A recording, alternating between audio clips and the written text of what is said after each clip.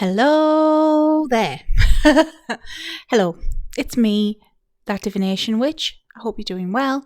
Welcome to my witchy safe space. You're all welcome here.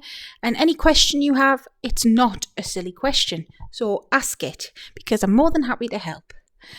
And today's video is another in my series of deities, spirits that I've met. Because I'm quite fortunate that I do a lot of readings for people and I get to meet different spirits and deities. So I'm going to give you my UPG, my unverified personal gnosis, my opinion, my encounters with these spirits.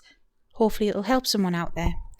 Now this particular video was requested by one of you guys and you wanted me to talk about the goddess Athena. So let's get into it.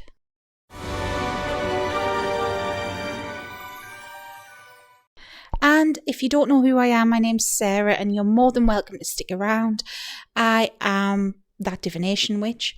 I post things to do with spirituality, witchcraft, paganism. I try and be as down to earth with it all as possible, and I share my journey and things I've learned along the way. So if you like that, please hit subscribe. And I've also got a link tree just below where you can get a reading off me if you would like. I've got an Etsy and a Patreon, so I'd be so grateful if you could check it out. It would mean the absolute world to me. Thank you. Athena. A lot of you probably know who Athena is, especially in part thanks to modern media. At time of filming, Percy Jackson. There's a good example. I haven't watched it yet, but Percy Jackson, the TV show's out. There's been movies of it. There's been, it's a whole ass book series. We all know who Athena is, don't we? She is the Greek or Hellenic goddess of wisdom and knowledge and warfare. She is portrayed as a wise lady, very balanced, very firm but fair, just, very renowned. She is the patron deity of Athens. Athens gets its namesake from Athena. It was a toss-up actually in the myths between Athena and Poseidon as to who would be the patron god of Athens, and according to the myths, Athena won that toss-up. They had a little competition. She gave the humans the olive tree and she won the little competition that they had. And I believe Poseidon gave them a saltwater spring, which, didn't win. But that's just a myth. We always take myths with a pinch of salt here. There's some grains of truth in there, some not. Athena is one of the main deities in the Helenic Pantheon, one of the Olympian gods, worshipped throughout the ancient classical world. It's a polytheist society, the Hellenic world, so she was in most households. She was well respected, as I say, as a goddess of wisdom and warfare. She's more the calculated side of war, the strategic side of war. It's less of the rage berserker energy. I feel like that is more Aries. She is more taking a step back. Let's calculate this. Let's think of a way around things. Strategize. If she was a board game, I know this is ridiculous for me saying this, but she would be the game Risk. If she was a video game, she'd be the game Civilization. She is a strategic lady. Now, I have had the privilege of meeting her several times. I've never worked with her myself. I have worked with an aspect of Minerva. Now, I'll describe how I see the difference. It's a misconception. A lot of people think the Roman gods are just carbon copies of the Greek gods.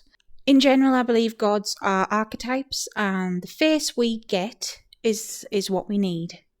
So some people may get Athena, some may get Minerva, some may get Mat from the Egyptian Helenic Pantheon. She was a goddess of justice as well. Some may get Themis, a more primordial goddess of justice. Some may get Bellona, who is a Roman goddess of warfare, but a bit more fiery, let's say. The list is endless. I could be sitting naming names forever. And that's my theory on deities. But when it comes to the mythologies, Minerva is a mixture of Athena and an Etruscan goddess called Minerva, or Menvra. I cannot pronounce it right, okay? I'm sorry. But a more ancient goddess that was around in Italy before Rome, okay? And it's kind of like the two ladies met and smushed together and created Minerva, the Roman goddess. And then Minerva herself went on her merry way as the Romans conquered the world as time went on. A goddess I work with, an ancestral goddess of mine, who I've spoke about very early on my channel, Sulis Minerva. She is a smushed together version of Roman Minerva and Celtic goddess Sulis. The Romans equated a lot of different deities to do with a Minerva, and so you had different versions of Minerva per se. Because Minerva to the Romans was a very important goddess. She was part of their trinity, the main three, Jupiter, Juno, Minerva. Depends where you were from. But that's Rome. Now, Athena came before then, and she existed the same time as Minerva as well, because that time period spanned on. Basically, the Romans were fans of the Greeks, let's say. They respected the culture. But Athena came before that. And when I see them in a metaphysical, spiritual way, I do sense Athena has an older energy. Minerva, on the whole, just Minerva in general, reflects that energy of Rome. She's more rigid than Athena. Athena, no offence, is rigid too. I don't mean that in a nasty way. And when I say rigid, I mean she was also worshipped as a virginal goddess, don't get me wrong, and I don't mean rigid as in, oh, you got to stick up your bum, you're a prude. No, she's respectful, she's disciplined, and she takes no nonsense. You know, she likes things done a certain way, and it's her way. It's not that she can't listen to reason, of course not. She's a goddess of wisdom. There is knowledge to be had out there. Of course, she'll listen to other opinions. But if you are to work with her, in my experience and from readings I've done for other people, it's a bit like Freya in that regard. She reminds me of Freya in a way that they both have their set ways that they like to do things, ways they can guide you through life and through difficulties. And sure, you may have other deities around, but if they're going to work with you, they kind of want to be the main one, the one in charge per se. It's very hard when you're a pagan or a polytheist if you have more than one spirit on your team. You know, one's always more dominant than the others, and one's more influential than the others on your team. So when it comes to spirits, she's very much someone who would take a leadership role in your life, and she would want you to listen. You would have to put in the hard work. She would expect that from you. But that doesn't mean she's all work and no play, because she is a patron goddess of the arts, and she does like creative things, and she is drawn to creative people. If you think of Harry Potter, I know there's a Minerva in Harry Potter, but she's drawn to the people that are like Luna, you know, that character who are a little bit out there, you know, she respects that. I'm not saying everyone is, but she respects people that have got a good head on their shoulders, but are not afraid to push boundaries and question, because she likes to do that too and make her own mind up and her own assessment and be like, right, well, I like it this way. So yeah, that's how I feel about her. That's the energy she puts across. Now, how do I see her? Blonde. And I don't know if it's because of the thing that I've talked about with Hera, because she is such a high up goddess that her hair isn't blonde, it's golden. I don't know if it's because she is regal, you know, like that, like a queen in her own right kind of thing. But yeah, she's got blonde hair. And she normally has her helmet. She normally has it on her head. But if not, she'll be carrying it with her. And she has a spear, a long spear. And she wears normally a toga, I don't know what you call it, but what the women wear with a breastplate on top. and a skirt on the bottom. And she's got golden sandals on. I can see her in my mind's eye now. And a cape. And the cape's blue. Did they have capes then? I don't know. But she has a cape. I mean, then is now in spiritual terms, so it doesn't matter. Anyways, I'm just describing what I'm seeing even in my mind's eye now. I'm trying to ask her, what else does she want me to say about her?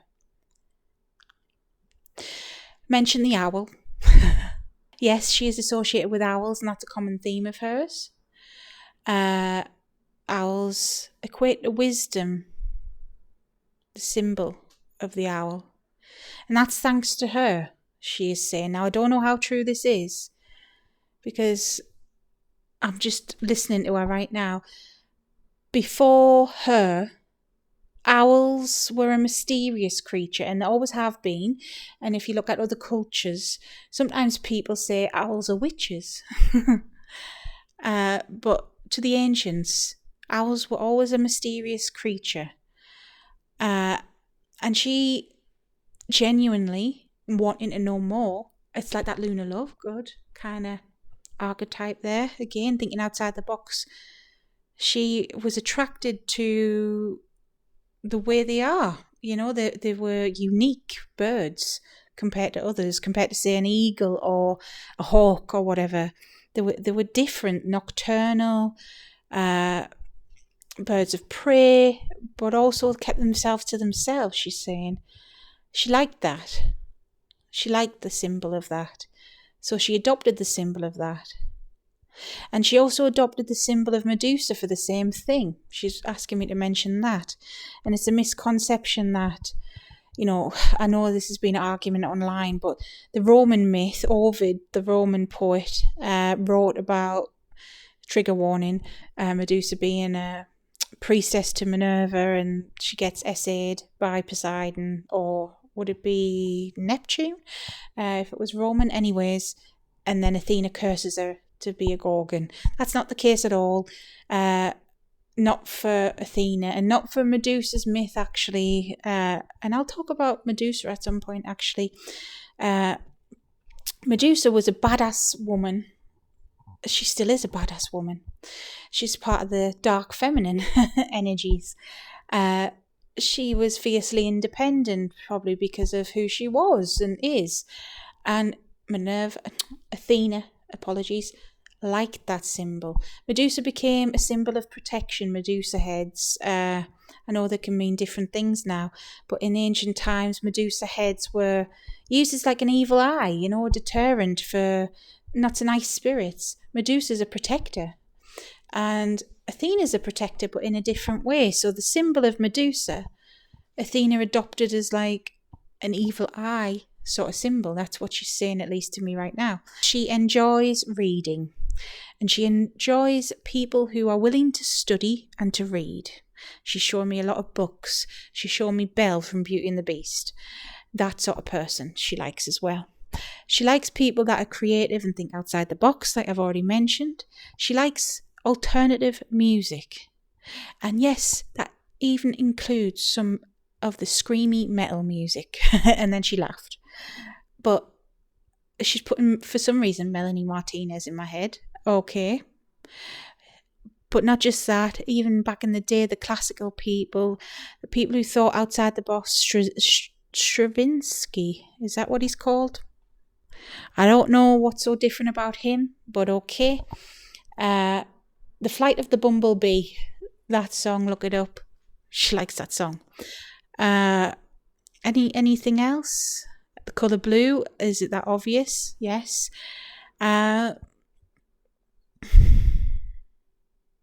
Anything to do with like thinking creatively, but also a strategy, like RPG games. For some reason, I'm getting in my head like Baldur's Gate or Final Fantasy or stuff like that. Something that's creative, but also you have to think and strategize, have a plan. High fantasy things like Lord of the Rings as well. Anything that's so intricate and detailed. Works of art as well. Like, just humans can create something. She loved Leonardo da Vinci. He was a creative mind and an inventor. There's so many people like that.